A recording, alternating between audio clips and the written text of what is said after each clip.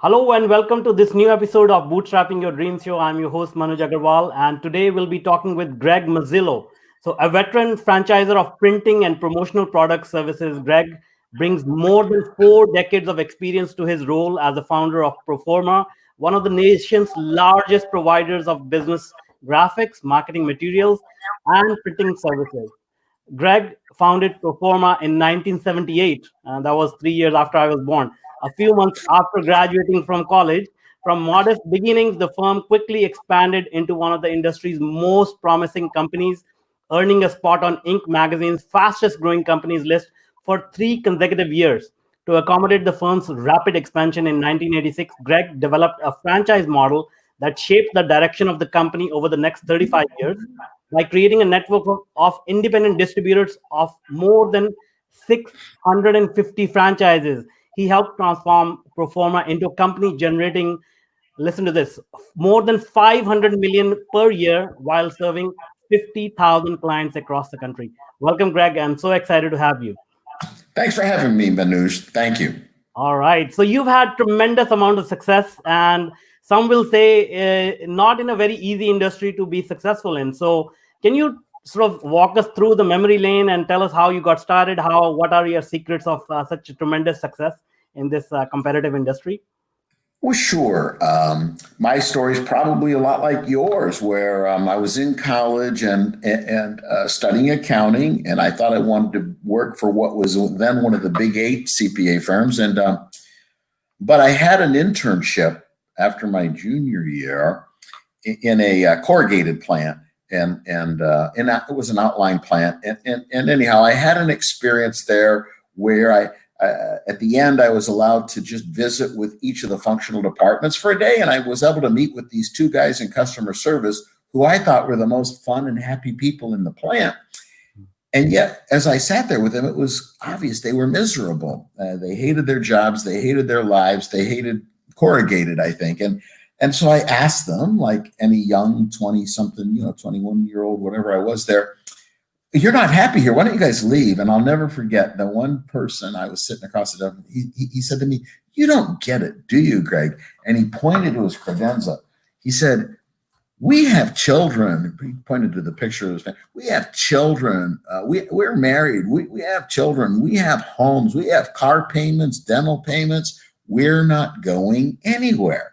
And I thought to myself, I think that's what somebody says when they're going to prison, And I made up my mind that day, that moment, that I would never become stuck with all of those payments and all those life situations and unable to start my own business. So I decided that day, that moment, I didn't know what it would be, but I decided I'm going to own my own business. Awesome. And then how did you zero in on this promotional products category? Like, did you try other businesses or this was your first business? Yeah, a buddy of mine. So a buddy of mine that I had graduated from college with, we would go out and we were roommates after we graduated from college. And I was with an accounting firm, although I knew it wasn't my destiny. And he was working for a small distributor. And so we would spend Friday nights looking for dates for Saturday night. And inevitably, he would complain about his boss and I'd complain about accounting. And the more he described his business, because he was working for a distributorship. And in a distributorship, you don't have to have any manufacturing equipment or inventory or expensive employees. And the more he was describing what he did, the more I thought, good gravy. I know accounting, you know sales, let's do this. And so within a few months, we each put in $100 and we decided that we would start this distributorship. So about 6 months after we had graduated from college, we just decided to just do this. And like I said, we put in $100 each and started knocking on doors. Awesome. And what were the early years or months like? Did you have challenges or did it take off right away?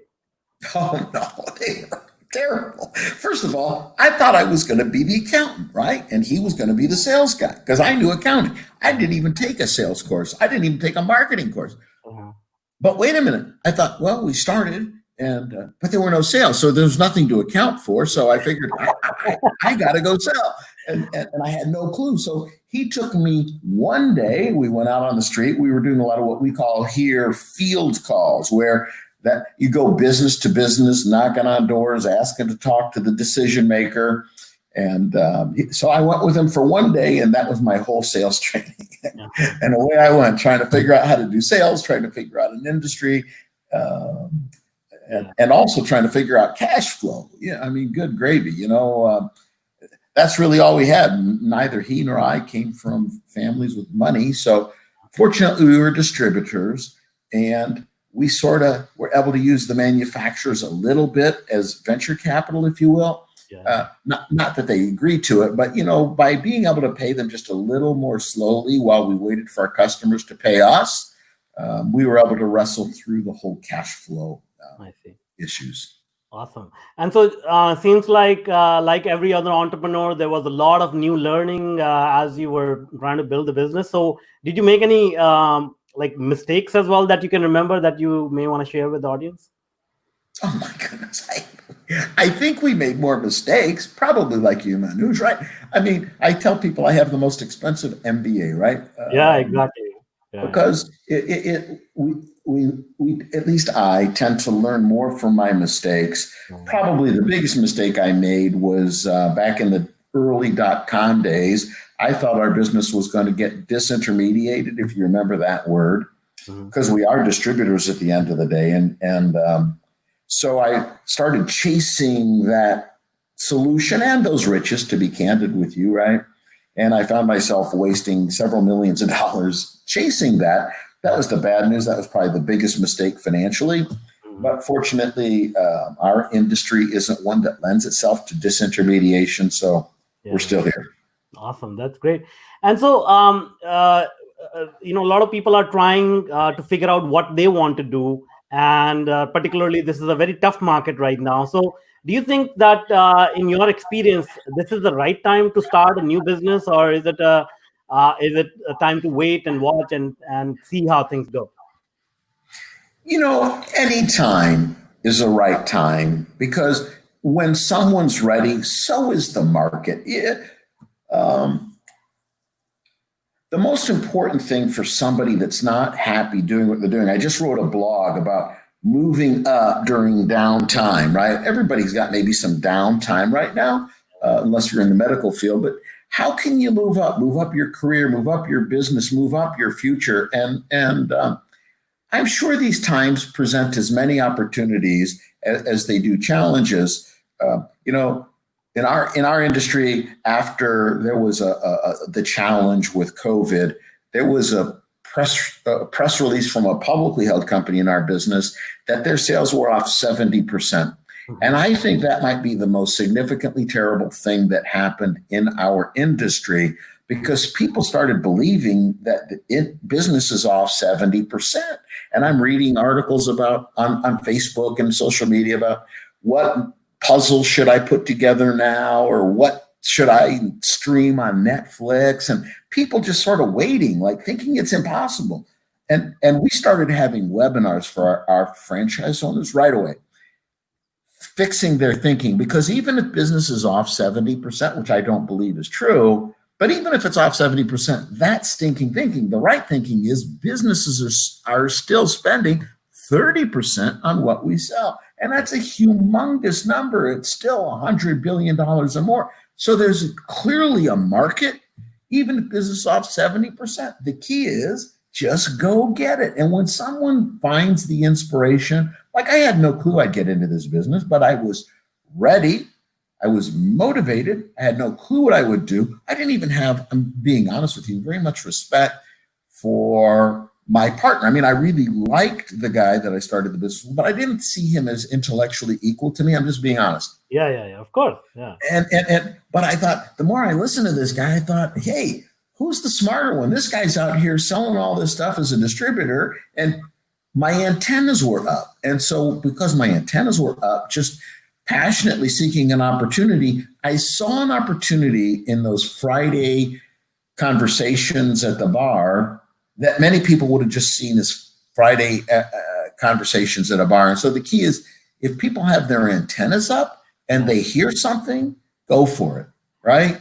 Yeah, exactly. I think you are absolutely right in that a lot of times we miss listening to people and miss those opportunities. particularly in a time of crisis when business is all about solving other people's problems. So in a time of crisis, people have more problems rather than having less problems, isn't it? I agree. Yes, absolutely.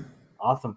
That's great. And so let's talk about your particular industry, because I really want to get into the psychology of this promotional product. So why do people need it? What is the effect of gifting these things, or basically just obliging people with some nice things that they may like, or printing out brochures, or what is the effect on business for doing all these activities?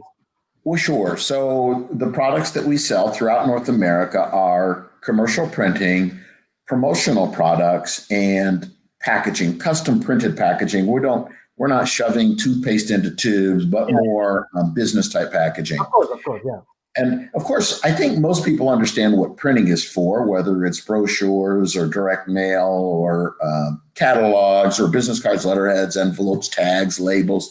I think printing is a little easier to understand, but what's this promotional product stuff? And it's composed of decorated, imprinted, logoed, if you will, wearables, shirts, hats, aprons, all kinds of stuff like that, and hard goods, meaning pens and pencils and desktop accessories and electronic accessories, everything that there's 600,000 items or more that people put a brand on.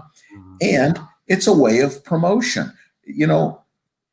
The lasting effect and impact of a promotional product, because it's actually been measured, is way more and way stronger than advertising on television or on the internet, because we've all seen tote bags that people got maybe at a meeting or an event or a convention, and they still carry it around, or another giveaway item, a pen or a desktop accessory or a USB hub, or we've all seen people use branded items and they become a walking commercial for other businesses. And so really promotional products are truly one of the most effective ways of advertising and should be a part of every business's marketing mix. Yeah, that's for sure. No, I agree. Like, as you mentioned, I go to this insurance company to get my car insurance every year, and then they all they do is they give you a pen along with a $2,000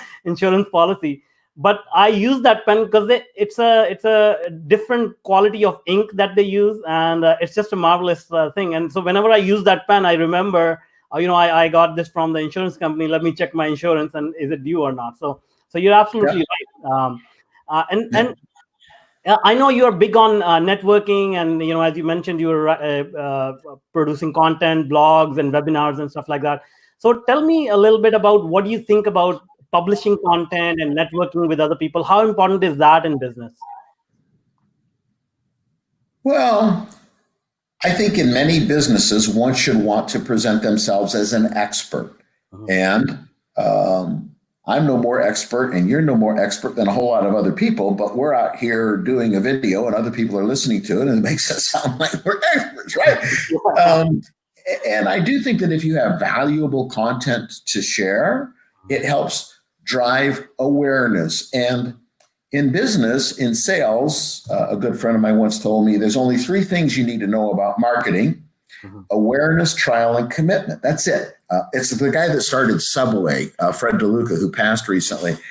And he said, Greg, that's all you need to know. And that's how he built Subway, this chain of 20,000 restaurants. And so if sharing content and doing videos and sharing information in other ways on social media helps drive awareness, that's the first step of any good marketing plan. That's great. And so going back to your early days and comparing your success right now, did you have a plan in place? Did you know that you're going to get to this level of success? How was that? How did that all transpire? Was it a fluke, or tell us a little bit about that journey as well? I'm really curious to know. So I always knew, and I can't explain why, I always knew I'd be very successful. I had this confidence inside of me that I could do amazing things, and that I would do amazing things, but I had no clue what it would be. But but I had the drive, I had the desire, I had the ability. And so I had no clue we would start franchising. When I first started the business, I had no clue what the business would be. But I think that inner sense that one has, and many people listening probably have it, and they need to listen to it, that they have the ability to be successful and to start first and foremost by believing in themselves, right? Yeah, exactly. So that's what I was going to bring up. Like, how do you suppress those negative talks, that everybody has in their mind, that who do you think you are, you're not good enough, or even if you start, it's not going to go anywhere. And people sort of listen to those voices rather than the voices that are in their head, which says, I think you got it, you can do it. So did you have that experience? Did you have to suppress those negative voices, or anything like that? Well, there's two types of negative voices. There's others and yourself, right? So when I told my mom I was going to leave this prestigious job in one of the big 8 CPA firms, at the time there were 8, now there's only 4. Yeah. She asked me if I was an idiot. She said, "Are you stupid? Like you're going to do what?" And so, first of all and foremost, I think we have to also avoid the voices of others. When we have this innate, not that we shouldn't listen to others, but I think there are a lot of people who are intimidated when other people might be able to be more successful than them. I'm not saying my mother falls into that category, but I know there are probably a lot of people who don't want to see their next door neighbor pull up in a Mercedes Benz or be able to go buy a bigger house than what they have, right? So some people may not even knowing why they feel threatened by somebody else doing something that could drive amazing success, maybe put some negativity into their mind. So I don't know. I think you got to be very careful when you listen to other people, because their motivation and their ego might be driving something that's not good for you. And then you got to, a little bit of negativity is a good thing. Like, like, I don't know if I'm going to make it or not. That's good, because fear is the best motivator. That's what gets us up, and that's what gets us going, is fear of failure. So a little fear of failure is good. Listen to it. Be afraid of it. Get going, right? Take that negative emotion and turn it into positive energy to prove yourself wrong, to prove that you're going to make it. Because it can be the best motivation. That's great. And now, what about the fear of unknown? Because you started a business which you said you didn't you did not have a sales background or business background, and then you went on to create a new business model for the entire industry, and you've broken so many new grounds. So, like, how do you deal with the unknown and the fear of failure? Opportunities come knocking to talk about the fear of the unknown. And again, if your antennas are up, so back in 1985, so we started in 1978, before you were born, I guess.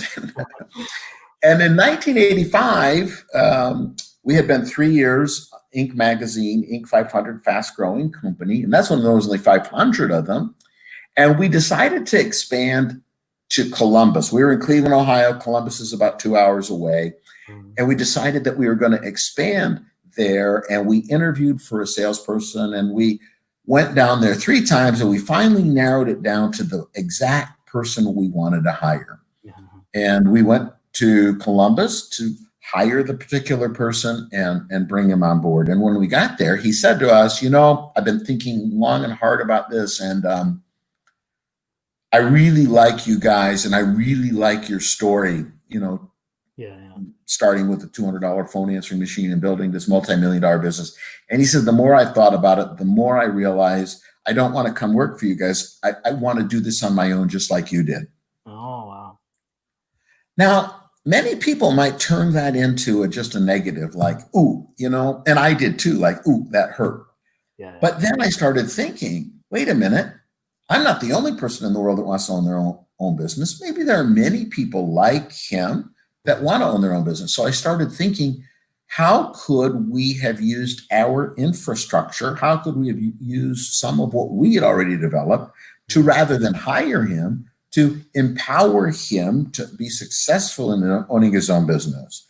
And so I started thinking about that. What would that look like? And at about the same time, Inc. magazine called us up because we had been on their list for 3 years in a row, and they had heard a story about a very unusual collection technique. I had a college fraternity brother's name was Elio De Paulo. And well, when people didn't pay their bill and we were undercapitalized, I thought, oh my God, what are you going to do, right? So I would call people up. I say, hello, my name is Elio De Paulo. My friend Gregory Muzzillo, he telling me you no pay your bill. And it worked. People paid their bill. But anyhow, Inc. magazine heard about that, and then they wrote an article about this relatively unusual and probably illegal collection technique.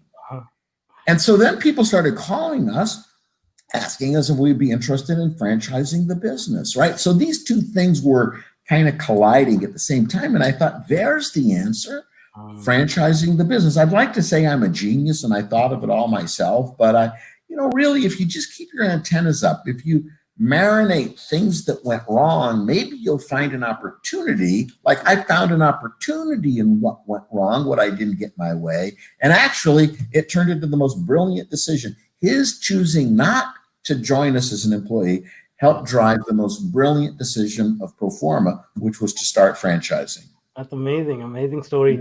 Yeah, I mean, I always look at life and wonder when we are going through some tough time or something negative happens, we generally are very negative about it. But sooner or later, we realize that is something that was that leads to some growth or something amazing down the road, right?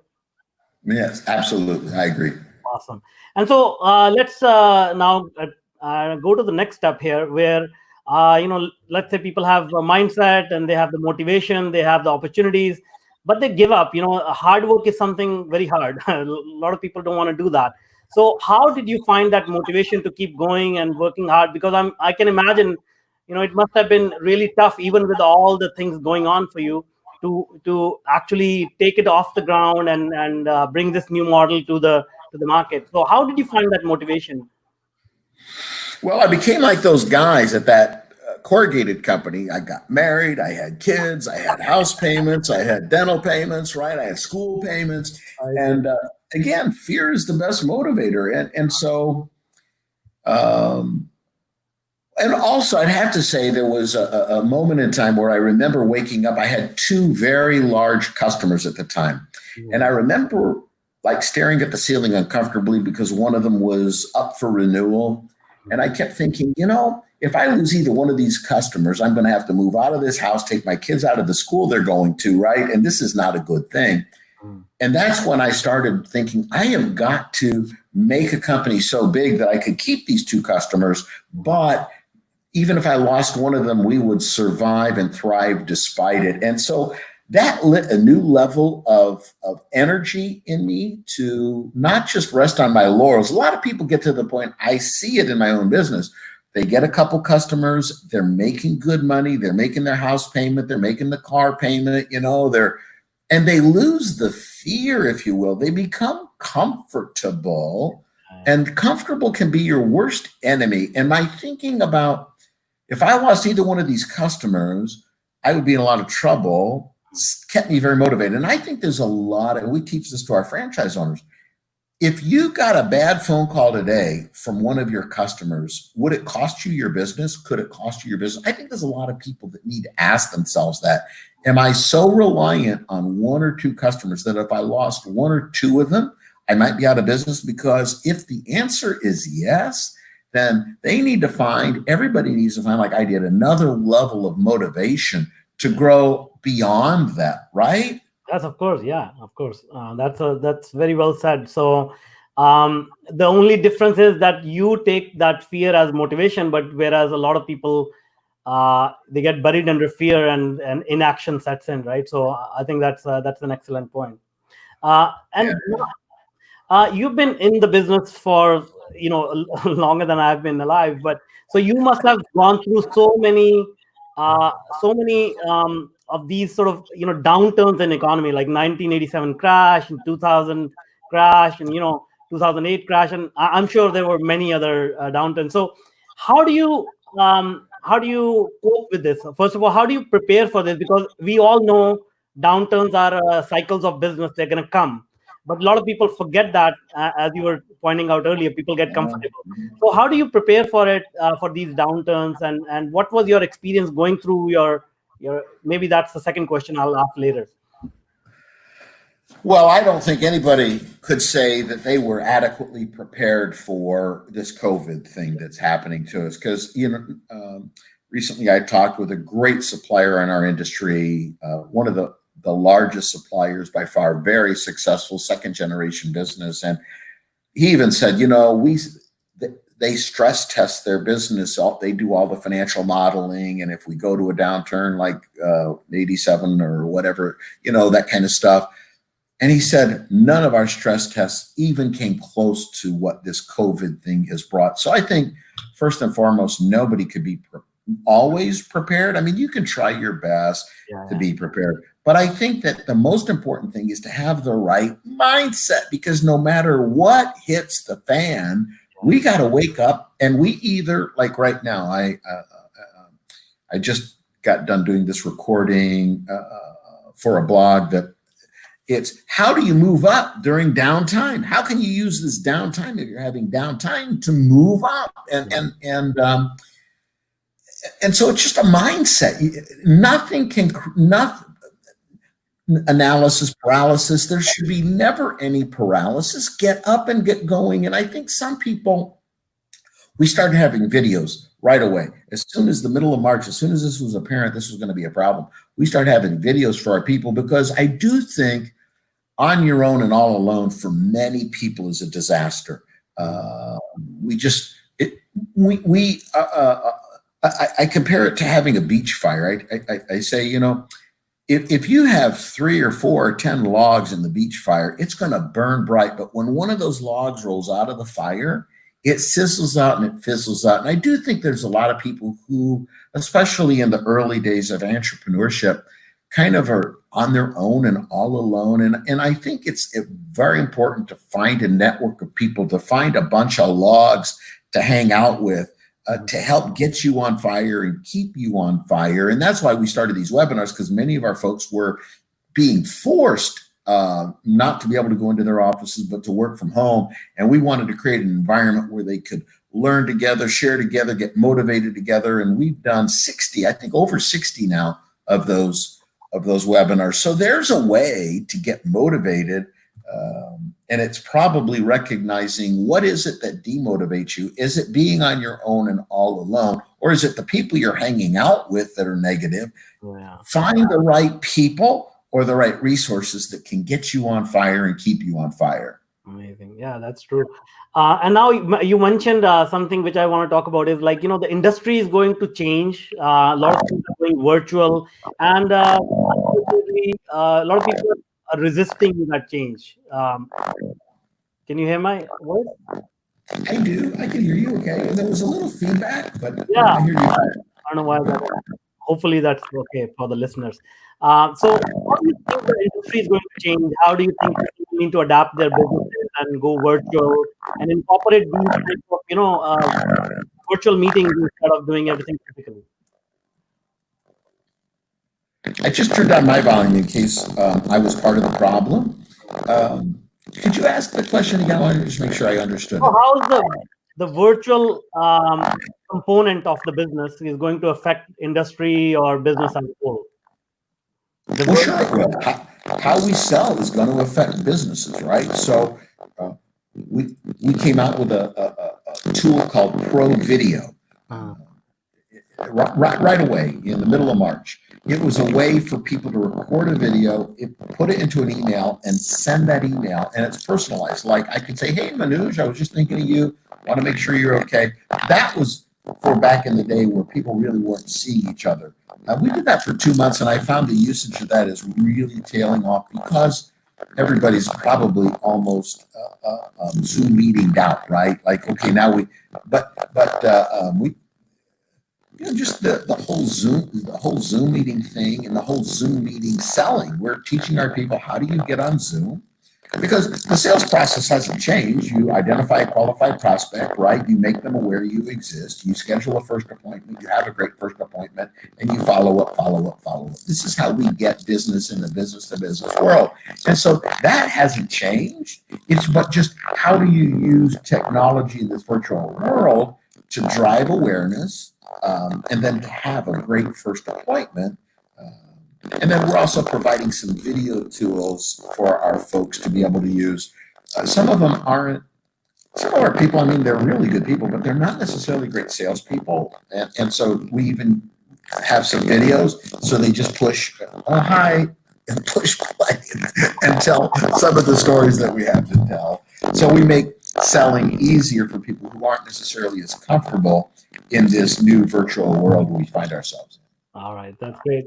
Well, I think the sound is experiencing some problem. And anyway, we are at the end of the interview. So thank you so much, Greg, for joining us today and sharing your amazing experience and being very honest. You know, a lot of people it learning uh, by also not just focusing on the positives, but also learning about the negatives and how to overcome those challenges. So thank you so much for sharing that. Now, how can people reach out to you? How can they connect with you if they want to connect with you? Yeah, just proforma.com, www.proforma, Proforma.com. And we also have another site called onlyproforma.com. And if anybody has any questions, or if there's any way I could be of service to struggling or aspiring entrepreneurs, I would be happy to be of service, just like other people were of service to me. Awesome. Great. Thank you so much. We'll put the links in the show notes so that people can reach out to you easily. And thank you once again for being with us today. All right, Manuj, thank you very much.